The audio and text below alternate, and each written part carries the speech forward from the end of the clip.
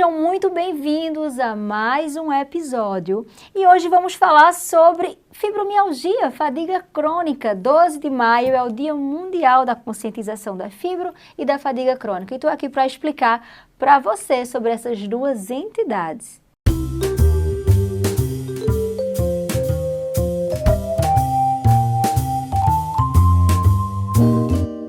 Muito bem, para a gente falar sobre fibro e síndrome da fadiga crônica, convidei essa reumato maravilhosa que eu sou fã de carteirinha, doutora Laís Martins. Meu amor, muito obrigada por aceitar o convite. É um prazer imenso estar lhe recebendo aqui. Fale para o nosso povo sobre você, se apresente.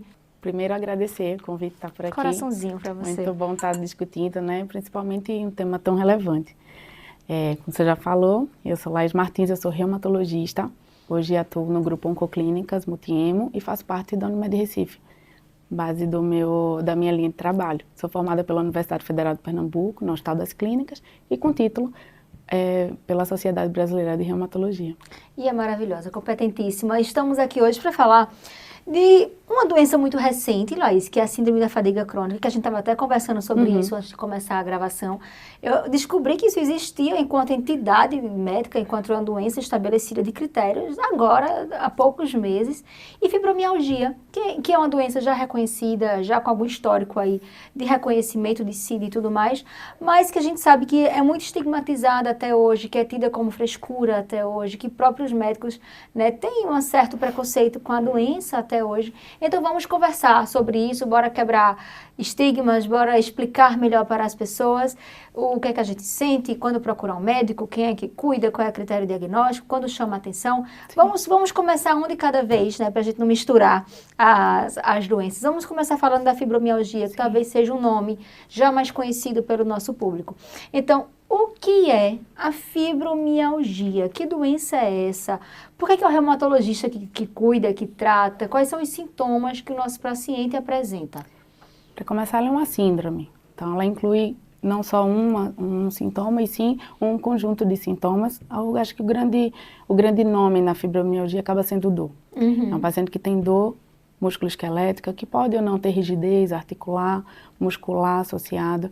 E, em paralelo, ele vem acompanhado de uma série de sintomas, como fadiga, como transtornos de sono, de ansiedade. Quadros depressivos são muito recorrentes, ora no contexto de dor, ora no próprio desenvolver da doença.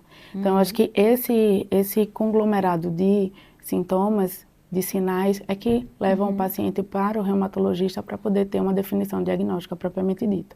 Perfeito. E para a gente fechar, então, o diagnóstico, eu preciso ter alguns desses critérios. Sim.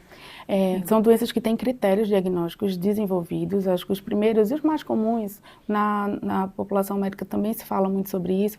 Foram os critérios de 1990. Eles acabaram ficando no conhecimento mais geral, que são aqueles que envolviam um contexto de dor com mais de 3 meses e pacientes tinham alguns pontos dolorosos que eram muito valorizados naquele primeiro momento. Em 2020, mas 2010, na verdade, esses critérios do Colégio Americano de Reumatologia foram reconsiderados, que viram que a pontuação de pontos dolorosos era muito subjetiva, tanto para o examinador quanto para quem estava sendo examinado. E falseava muita coisa, dava margem para muito diagnóstico diferencial e isso ficou um pouquinho para depois. E começou a associar o contexto de dor ainda como principal sintoma, associado a escalas. No que a gente padroniza, no que a gente formaliza aquela avaliação, começa a ter um diagnóstico mais preciso e com menos variabilidade de análise entre os examinadores. E somando esses critérios, tanto os de dor quanto de impacto, de uma forma geral, para aquele paciente, pontuações específicas foram criadas e a partir daí o diagnóstico foi sugerido. Aí, várias coisas, como todas as doenças na medicina, acabam tendo refinamentos de critérios diagnósticos à medida que se entende na prática clínica que aquilo poderia gerar um viés.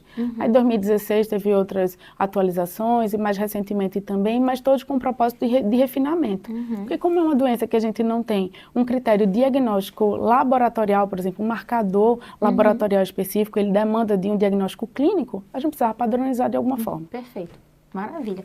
E essa questão da fadiga talvez seja aí o diagnóstico diferencial com a fadiga crônica, porque são doenças associadas no mesmo dia, vamos dizer assim, né? Que a síndrome da fadiga, tu estava até me falando que é uma doença que foi reconhecida muito recentemente enquanto síndrome, né? 2022 para cá, tu me falaste. E conta pra gente, uma coisa que me chamou muita atenção, essa questão da síndrome da fadiga crônica, porque é uma queixa muito frequente de consultório, né? Eu recebo muitos pacientes relatando fadiga, fadiga, fadiga. E a gente sabe que tantas doenças podem levar à fadiga, né? Da endocrinologia à tireoide, um diabetes descompensado, uma ferropenia pode levar, uma anemia pode levar, até questões que não são doenças, são hábitos, né? Se você não dorme bem, você vai ter fadiga. Se você é uma pessoa que tem uma alta carga de estresse, de trabalho, de ansiedade, você pode, por sobrecarga mesmo, né? Se sentir fadigado, sentir sem energia. Então, quando que essa fadiga sai dessa esfera de ser um sintoma de doenças agudas, como a gente estava conversando, qualquer doença aguda pode levar a um sintoma de fadiga. Se eu tenho uma cardiopatia descompensada, se eu tenho uma hepatopatia descompensada, se eu tenho outra doença autoimune, um lúpus, né? Uma artrite reumatoide, eu posso ter fadiga enquanto está em atividade. Então, quando que essa fadiga entra numa possibilidade de ser uma síndrome de uma fadiga crônica, em vez de ser um sintoma de uma outra doença ou de uma condição de vida, né, de um hábito de vida, e passa a ser uma doença sindrômica, sendo ela o ponto principal da questão. Isso tem um critério diagnóstico também. Quando é que eu, enquanto endocrinologista, preciso encaminhar um paciente que chega para mim dizendo que está fadigado para um especialista para ele investigar uma síndrome da fadiga crônica? Falei muito, mas é mais ou menos isso a pergunta. É nesse propósito que a gente precisa se preocupar mesmo, porque essas nuances geram muita inquietude para o paciente também, até entender o quanto que isso é significativo. Quando o paciente chega no consultório encaminhado com um contexto de fadiga, a primeira coisa que a gente precisa é entender o quanto que aquilo está tendo impacto na rotina daquele paciente. Porque a fadiga do paciente com a síndrome da fadiga crônica, ela é uma fadiga que ela é incapacitante. Ela limita o paciente de forma muito expressiva para coisas básicas do dia a dia. Por exemplo, o paciente todos os dias ele subia 5 lances de escada para chegar em casa. Naquele dia, naquele momento, naquela fase da doença que o paciente está, aqueles 5 lances de escada que o paciente subia foi suficiente para gerar uma exaustão. Isso é desproporcional. Então, não existe um critério no sentido de graduar essa fadiga para todo mundo. Ela vai ser de acordo com o que já é de atividade rotineira daquela pessoa. Porque se um corredor, uma pessoa que corre maratona, ele vai começar a fadigar em situações diferentes do paciente que só subia aqueles 5 lances de escada. Mais ou menos nessa proporção. A grande questão é tempo. O paciente mudou nos últimos 6 meses fazendo as mesmas coisas, sem nenhuma justificativa maior, não mudou nada na rotina, não tinha nenhum outro agravante, não teve um trauma, não teve uma outra situação, que aquelas coisas que ele fazia de forma básica, agora ele não está conseguindo fazer mais. E isso perdura por até 6 meses. É nesse interim que a gente precisa levantar o alerta para a síndrome da fadiga crônica. Ela tem uma particularidade em relação à fibromialgia, porque na literatura acaba falando que então, de até 85% desses pacientes podem ter um gatilho para induzir esse momento. Um gatilho que, na maioria das vezes, é por infecção viral, na grande maioria delas são consideradas. As bacterianas também, infecções mais graves, com potencial maior de repercussão para o paciente, aí sim. Muitos deles são pós esse gatilho viral. Isso já é um dado diferente da fibro. Numa segunda questão, a gente precisa separar o que é fadiga e o que é fraqueza. Porque o paciente, ele referir fraqueza muscular e fadiga, isso precisa de um exame clínico muito detalhado. E se ele está associado a outros comemorativos como sinais de alarme, paciente que tem pitose palpebral, paciente que tem sintoma respiratório associado, paciente que tem disestesias, alterações de sensibilidades, eles precisam ser avaliados do ponto de vista neurológico para descartar doenças neuromusculares mais graves, esclerose múltipla, miastenia graves, outras doenças neuromusculares que são igualmente incapacitantes. Mas voltando para a questão da fadiga em si, o grande alerta é esse, é ter essa mudança nesse padrão, e na grande maioria das vezes ele vem associado a distúrbios de sono, e pode ou não ter o contexto de dor, diferente da fibromialgia que a dor é o primeiro sintoma, não se fala em fibromialgia sem falar em dor. Apesar de, para alguns pacientes, o sintoma cognitivo, comportamental, sono, ansiedade, pode até ser mais relevante naquele momento da doença do que a dor. Mas não se fala sem dor. Perfeito. E esse gatilho da fadiga crônica pode ser emocional ou geralmente é infeccioso? Realmente infeccioso, primariamente avaliado. É tanto que no começo, que se falou pela primeira vez na fadiga crônica, na verdade, na encefalomielite associada, foi em 1955.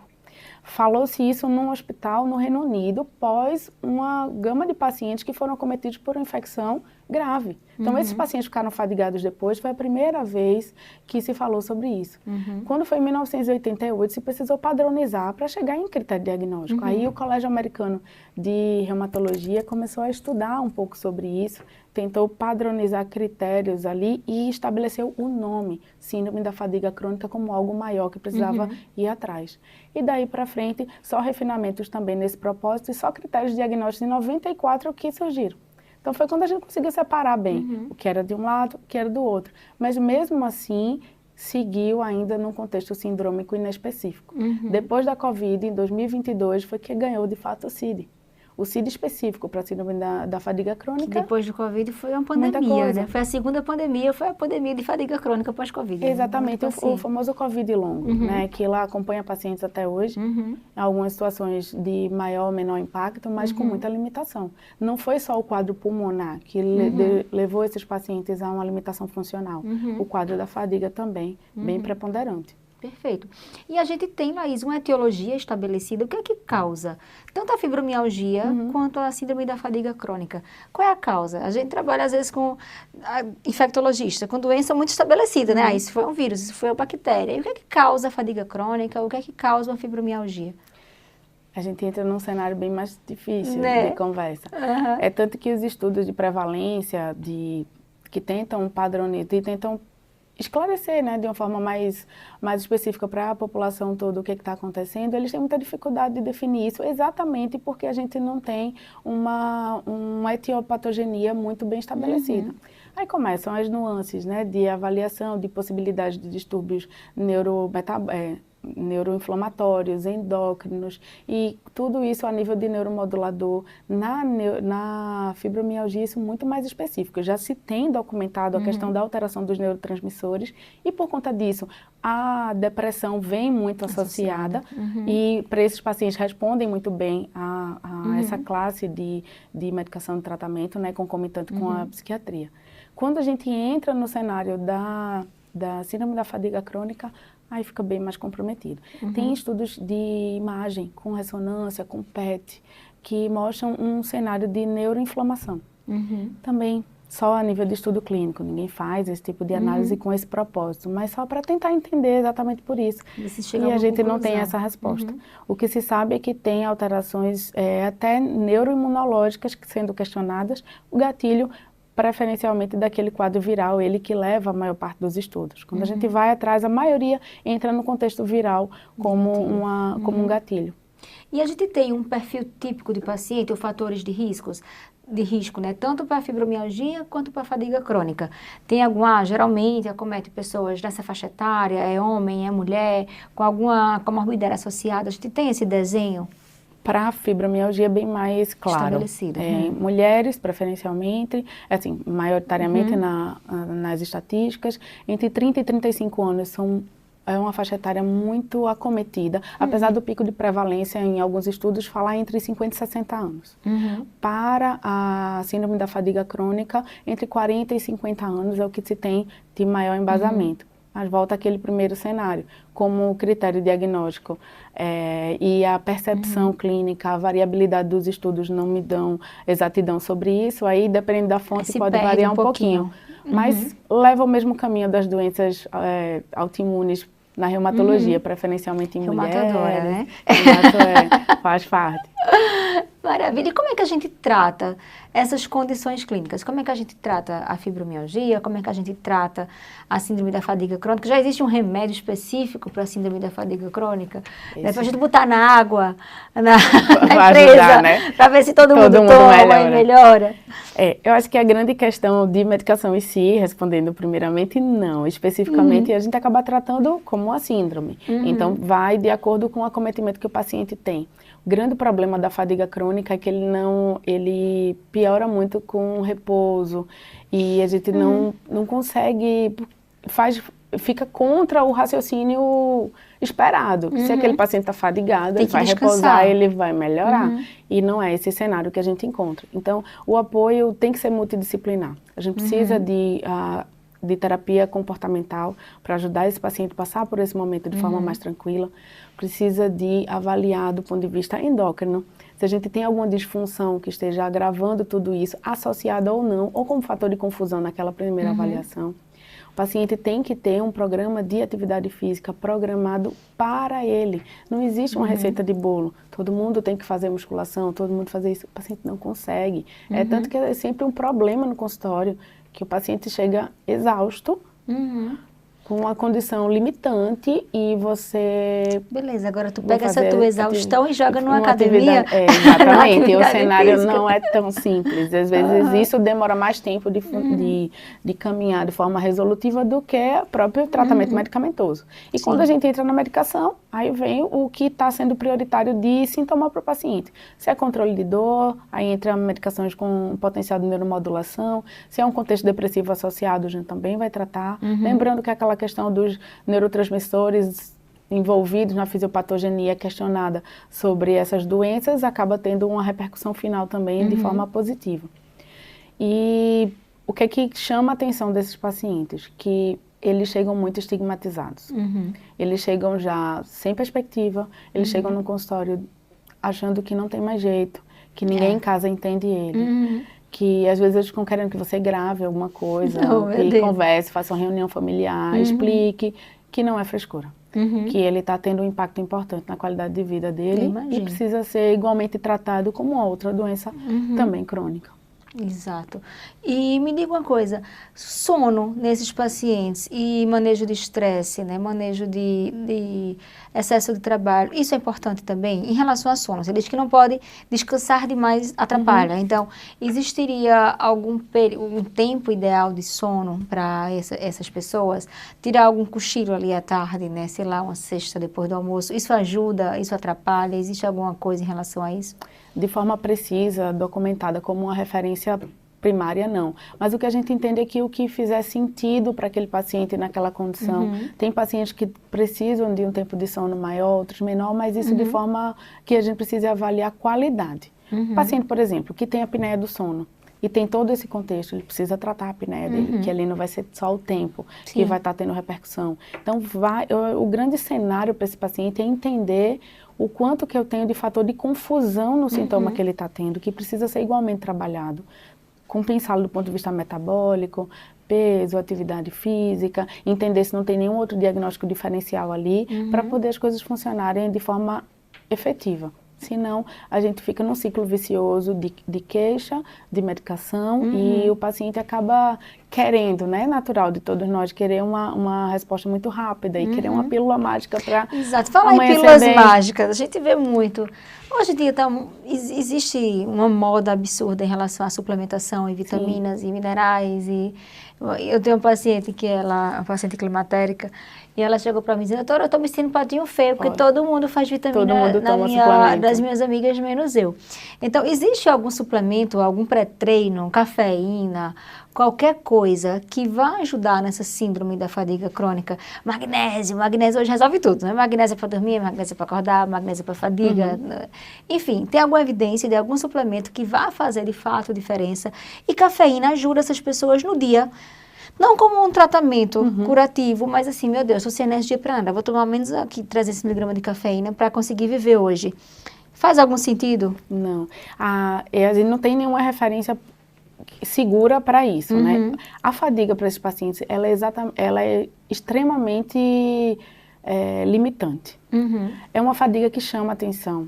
Não se tem muita dúvida quando a gente está diante de um paciente com fadiga crônica. A grande dúvida é se o paciente tem uma causa neuromuscular causando aquilo de tão impactante que ela é. Ou se tem algo a mais corroborando, né? Exatamente, porque esse paciente eles pode ter, inclusive, sintomas ortostáticos. Levantar e ter tontura, de ter algumas dificuldades cognitivas importantes, como a alteração no foco, na concentração, na memória, distúrbio de sono incapacitante. Então, não é só fazer a suplementação para um paciente que está fadigado por uma rotina.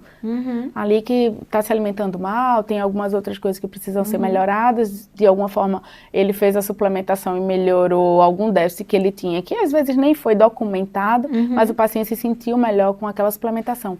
É diferente.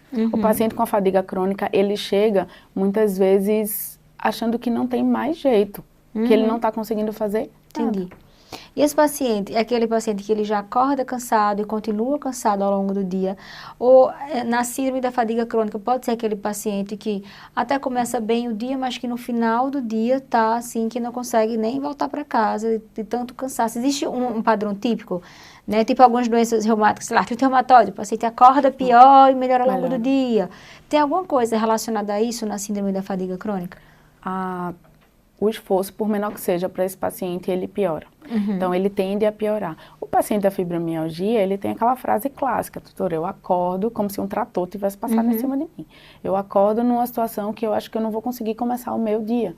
Mas aí, para esse paciente, a atividade física funciona bem, o restante da mudança comportamental dele e ajuste de medicação para controle de sintomas de ansiedade, depressão e tudo começa a funcionar e ele consegue conviver bem.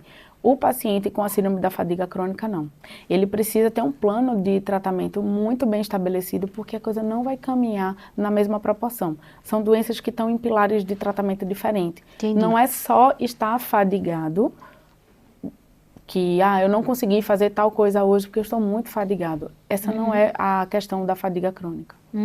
Entendi perfeitamente. O que mais que as pessoas costumam perguntar? Que dúvidas outras de consultório? O que é que tu achas que algo a mais que falta a gente abordar interessante para o nosso público que está nos ouvindo? Eu acho que o alerta de que ele precisa ser avaliado. Esse paciente precisa ser visto, ele precisa ser examinado, ele precisa ser feita a propedêutica completa de avaliação. Ele precisa ter um médico de referência. Mesmo que não seja a primeira avaliação com um reumato, ele precisa de uma avaliação de um bom clínico para entender todas essas nuances que podem ser fatores de confusão. Porque o que a gente tem visto, pelo menos na minha prática de consultório, são pacientes polimedicados. Eu já recebi paciente sendo tratado com fibromialgia que eu pedi um PTH de 5.000. Um paciente com um hiperparo que precisava ser tratado do ponto de vista metabólico e osteomuscular com dor, grau de comprometimento de dor, e esse paciente sendo tratado com fibromialgia. Então, me chama a atenção, está faltando um pouco da clinicagem da coisa, clínica né? básica, de examinar, de entender, de diferenciar força de fraqueza, de diferenciar fadiga de cansaço. Às vezes o paciente tem cansaço por uma falta de ar respiratório e não foi considerado. É difícil que esses pacientes são poliqueixosos muitas vezes, porque eles já vêm batendo na mesma tecla várias vezes. Estão cansados de repetir a história. Repetir a história, ele encurta a conversa, ele mistura, ele chora na consulta, ele diz ninguém entende, aí começa a consulta por aí. Então você precisa de vários momentos com ele para entender, às vezes, o contexto todo e refinar isso e ter um diagnóstico preciso. Perfeito. Tem paciente que faz, doutor, eu posso levar todo mundo da minha casa para explicar isso para ele? Porque eu saí daqui agora tão mais tranquila, que agora eu estou sendo ouvida, que alguém entendeu que eu estou doente. Não é frescura. Isso contando que eu já descartei todas essas outras causas. Né? Porque tem pacientes com transtornos psiquiátricos graves, que somatizam muita coisa. Aí é um outro cenário que, se a gente for chegar nessa questão, a gente vai ir atrás de muita coisa sofrida também para a família, que passa batido por não querer mesmo ir atrás dessa condição. Diagnósticos bem estigmatizantes. São muitos diagnósticos diferenciais, né? A gente entra em doenças metabólicas, em doenças, qualquer doença descompensada, em doenças reumáticas, em outras doenças reumáticas, né? Porque às vezes você tem um lúpus, que é uma doença que também às vezes abre com sintoma muito inespecífico, né, Laís? Abre com fadiga, abre com anemia, abre com não sei o quê, e depois você fecha critério para outra coisa. Reumato é coisa linda, porque é bem complexo. A gente acaba passeando um pouco entre as especialidades. Vocês passeiam demais ali, é uma coisa muito legal. Mas que várias doenças, acho que entram nesse contexto de fadiga, Sim, né? Você entram. vê, muitas doenças reumáticas acabam entrando nesse contexto de fadiga crônica, fadiga arrastada. E acho que é muito da especialidade da reumatologia investigar essa questão de fadiga e dor, fadiga e dor, fadiga e dor. Por isso, de vez em quando, chega um para ti.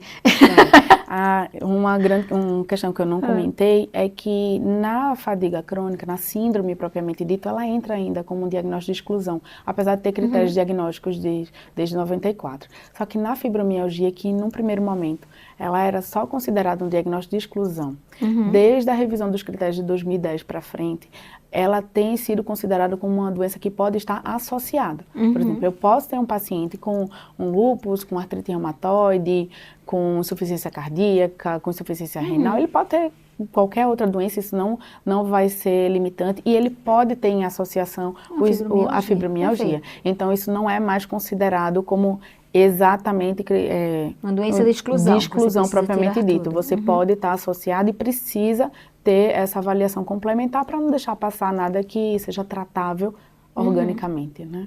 Perfeito, acho que maravilha, foi muito esclarecedor. E um aprendizado também para mim, porque é uma queixa que eu recebo muito no consultório, como eu estava te dizendo no começo. Chegam muitos pacientes para investigar tireoide, será que estou fadigada, será que é minha tireoide? E às vezes você faz ali uma avaliação inicial, descarta tudo, vê que tem coisas de hábitos de vida que corroboram, né? Traça ali um plano de organizar, mas fica aquela questão, poxa vida, Será que não tem algo a mais? Será que essa fadiga tem algo patológico por trás, né? Então, a gente sempre investiga até, faz aquele rastreio oncológico da idade, né? Faz parte também a gente investigar. Câncer é uma coisa que pode dar fadiga, então não vai estar fazendo um PET scan em todo mundo, mas aqueles rastreios do câncer da idade tem que estar tudo atualizado. Aí você pesquisa ali infecções crônicas, poxa vida, vamos para um reumato, ver se tem alguma coisa aqui. Vamos para o reumato. Vamos compartilhar essa avaliação, porque não consigo, aos meus olhos não tem nada aqui. Que justifique. Exato, deixa eu ver se tem mais alguma coisa que possa somar nessa avaliação. Eu acho que a nossa abordagem multi é muito isso, né? Às vezes a gente precisa reconhecer para o paciente, olha, até aqui é onde eu consigo ir, acho que agora a gente precisa de uma outra especialidade, precisa buscar algo a mais. E reumato é sempre a primeira especialidade, quando se trata de fadiga, que eu penso em dividir essa investigação, porque eu acho que é muito natural da especialidade de vocês de investigar. Gostei muito, aprendi muito, de verdade. Quais são suas considerações finais para o público que nos assiste? Nos conte. Que busque ajuda, que não desconsidere um sintoma. E se ele começou a ter limitação, começou a impactar na sua rotina, na sua qualidade de vida, tem que buscar ajuda. A reumatologia vai estar sempre aberta para acolher esses pacientes de forma mais geral e entender ele com esse olhar, mas a visão clínica dele como um todo também precisa ser valorizada. E acaba que diante do mundo de tantas especialidades, o paciente começa a andar de tal especialidade e ele começa a ser visto de forma muito setorizada. E eu acho que isso a reumatologia não perdeu ainda. Espero que não perca. Mas enquanto especialidade, com esse arsenal todo de possibilidades, a gente continua tendo essa visão toda. Então, acho que buscar ajuda. Perfeito. E aos colegas médicos e de outras profissões da saúde, não estigmatizem, né? Então, assim, não achem que é frescura, ou que é mimimi, ou que já achar de cara que é ansiedade, ou que é... Que está depressivo. Né, que é depressão. E se também for depressão, também não estigmatize. É uma doença crônica como qualquer outra doença. Então, se não sabe manejar, se não sabe investigar, pelo menos encaminhe, né? Faça um encaminhamento, solicite um colega que veja, tenha a humildade de reconhecer a limitação e encaminhe para outra especialidade. Para ter uma avaliação. Exato, mas avise aquele paciente que ele vai passar por investigação, né? Não menospreze, mostre apoio, solidariedade, porque já é tanta dor, já é tanto sofrimento, às vezes já é tanta coisa em casa que vive, porque a família não entende, ninguém entende. Aí você vai buscar ajuda e você acaba encontrando outra pessoa que também não entende, né? Então, que a gente tenha pelo menos esse olhar de respeitar a clínica do paciente, a queixa do paciente, tentar ajudá-lo de alguma forma, nem que seja encaminhando para alguém que você sabe que vai fazer uma avaliação melhor. Eu acho que é exatamente isso. Algo mais? Só levantar essa bandeirinha mesmo do acolhimento para esses pacientes que já caminham tanto. O acolhimento ao preconceito e o estigma, né, das doenças, que precisam ser igualmente tratadas. Tem algumas especialidades que vivem doenças muito estigmatizantes, né? A psiquiatria nem se fala, né? Acho que como um todo, todos os diagnósticos. A endocrinologia tem as suas, acho que a obesidade talvez de todas seja a doença mais estigmatizante. E a reumatologia tem as suas também, que fibromialgia é uma doença estigmatizada, a fadiga crônica é uma doença estigmatizada e diversas outras. Então acho que são especialidades que passam por isso, que talvez tenha esse olhar mais acolhedor. Porque a especialidade pede, né? O perfil do paciente pede. E é bem prevalente. Depois da lombalgia e da osteoartrite, é o que a gente mais vê, do ponto de vista musculoesquelético, de dor. Então precisa ser considerada. Perfeito. Muito obrigada, meu amor. Aprendemos muito. Acho que certamente alguém em casa vai se beneficiar das nossas informações, desse alerta. Compartilhe com alguém que você sabe que tem fibromialgia, ou que sofre de dor crônica, ou que sofre desse cansaço e que está sem esperança de repente, né, sem saber quem procurar, sem saber quem pedir ajuda. Compartilhe esse vídeo, vai ajudar alguém. Siga o canal, não deixe de assistir os outros vídeos, os próximos que virão. Eu espero que te ajude e que você curta.